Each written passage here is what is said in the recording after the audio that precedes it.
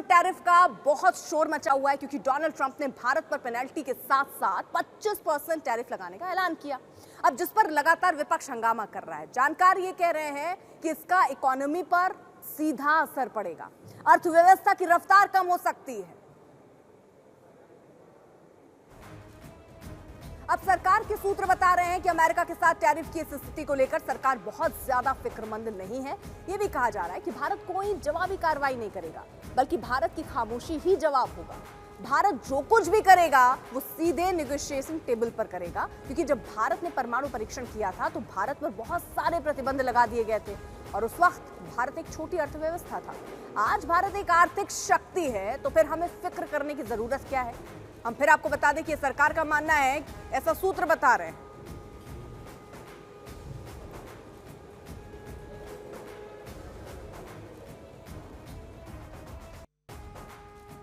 The implications of the recent development are being examined by the government.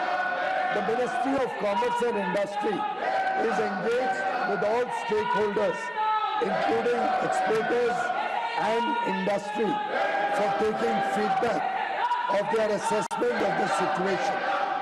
The government attaches the utmost importance to protecting and promoting the welfare of our farmers, workers, entrepreneurs, exporters, MSMEs and all sections of industry. We will take all necessary steps to secure and advance our national interest. अब देखिए, ऐसा लगता है कि Donald Trump तो अब भारत के पीछे ही पड़ गए। पहले कल 25% का टैरिफ लगाया और अब भारत की अर्थव्यवस्था को वो मृत बता रहे हैं। डोनाल्ड ट्रंप ने सोशल मीडिया पर एक पोस्ट किया कि मुझे फर्क नहीं पड़ता कि भारत रूस के साथ क्या करता है, भारत और रूस अपनी अर्थव्यवस्था को साथ ले डूबे, मुझे क्या। हमने भारत के साथ बहुत कम व्यापार किया है, उनके टैरिफ बहुत ज्यादा हैं, दुनिया में सबसे ज्यादा है, इसी तरह से सबसे ज्यादा में से एक है। और इसी तरह से रूस और अमेरिका भी साथ में बिजनेस नहीं करते हैं।